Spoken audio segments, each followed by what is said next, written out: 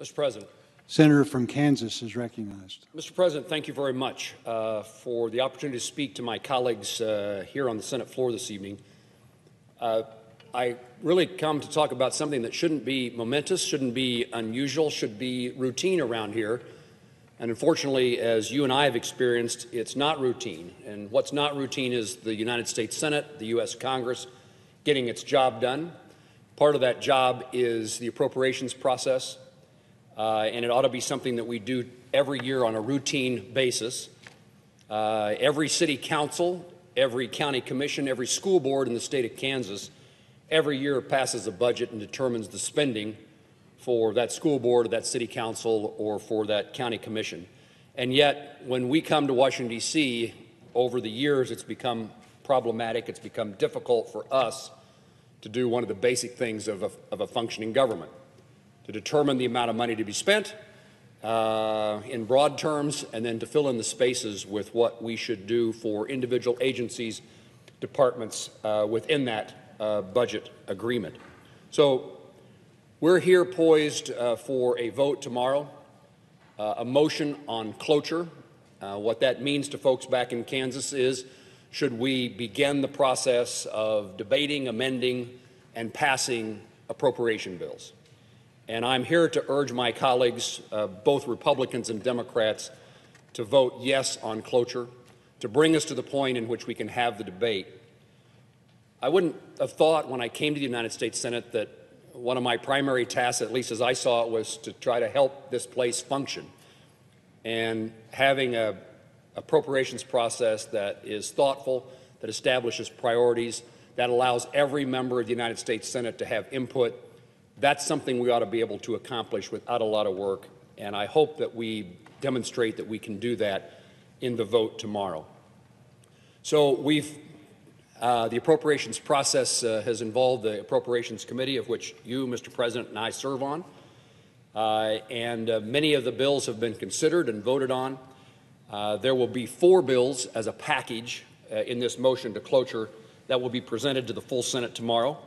The subcommittee that I chair, Commerce, Justice, Science, that appropriation bill will be part of that cloture package. Agriculture, something hugely important to my constituents in Kansas and across the country. Interior, transportation, housing, and urban development. Those 4 bills have passed unanimously out of the Senate Appropriations Committee in September. Every Republican on the committee, every Democrat on the committee voted in favor of them.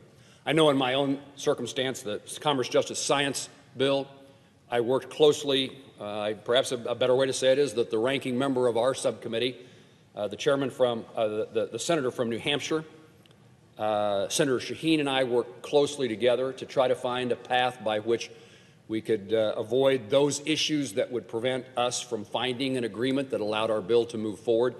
I'm pretty certain that occurred in the other 3 subcommittees.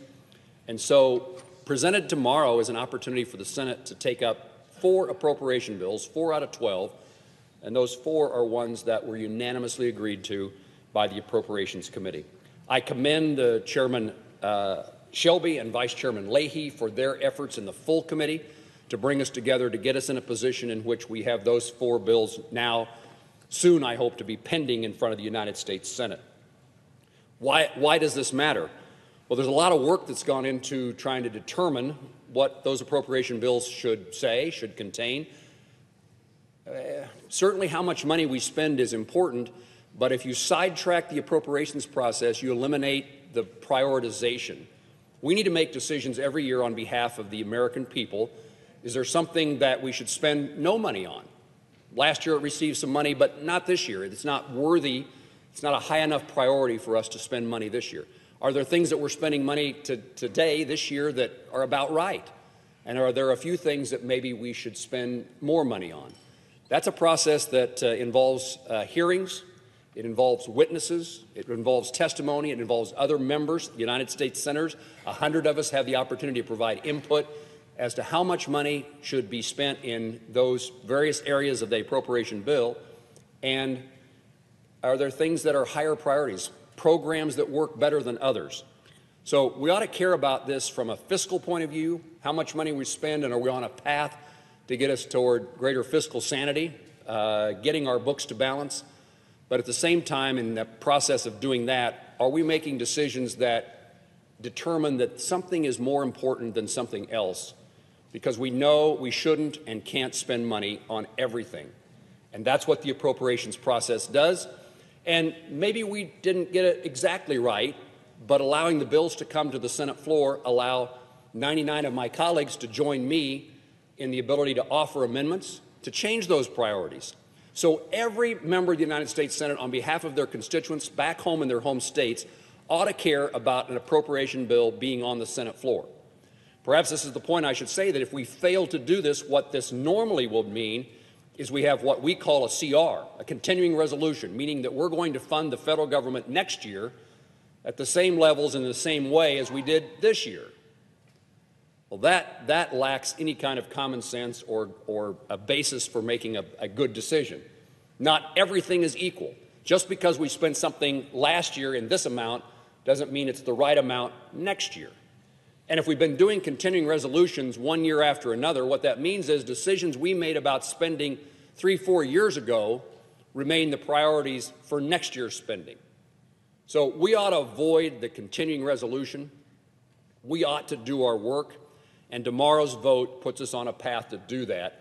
Again, we're only on that path if the members of the United States Senate decide this is something that we're going to proceed to accomplish. And so, fiscal order, prioritization of spending. I also think that Congress over the years has deferred too often to federal agencies and departments. And while I know, and I tell my constituents this, I know that the American people are not satisfied with the nature of Congress as an institution, perhaps not satisfied with even their own senator or United States congressman or woman, but we are the closest thing that you have to the ability to make your will known and cause an effect in Washington, D.C. So someone can visit with me, someone can visit with every United States senator and have a consequence here, and it is through this process, if you allow us all to participate in the legislative process, then we can take our constituents' will and bring it to Washington, D.C. on their behalf. In the absence of that, it just means the departments, the cabinets, the cabinet secretaries, the agency heads, the bureau chiefs, the people who work within the bureaucracy, they have more say if we don't do appropriation bills than elected officials representing Kansans and the people of 49 other states. So this is a way that we can bring the people of the United States into decisions made in Washington, D.C. And when we defer, when we do a continuing resolution, it means that it's more likely that no person within the bureaucracy has any reason to pay any attention to our interests. So a constituent brings me a problem and says something's going on at the Department of Interior, and this is what we're seeing, and this is how it affects us. Could you help solve that problem? Could you get somebody's attention at the Department of Interior? Could you get somebody's attention at the Department of Commerce?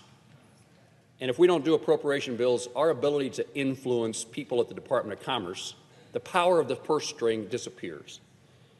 It means that we have less ability, not only to determine how money's spent, but to be able to tell an agency head or a cabinet secretary, this makes no sense. What you're doing to folks back home is very damaging to them. Let us explain to you. And human nature being what it is, says that if you're the person or if you're the organization, in this case the United States Senate, that determines how much money an agency, department, or cabinet secretary gets within their realm of authority, you're going to be much more likely to listen to a member of Congress and help us solve problems on behalf of our constituents. So the appropriations process matters greatly, and I think we're poised for the opportunity to demonstrate this place can work. It can represent the American people, and we can allow all of our colleagues to have input in the appropriations process. It's been ongoing since last year. So, Mr. President, I hope the conclusion tomorrow by my colleagues is that this is a worthy endeavor. The United States Senate ought to return to the days in which we did 12 appropriation bills on an annual basis, and we allowed the American people their input in the appropriations process. Mr. President, I yield the floor.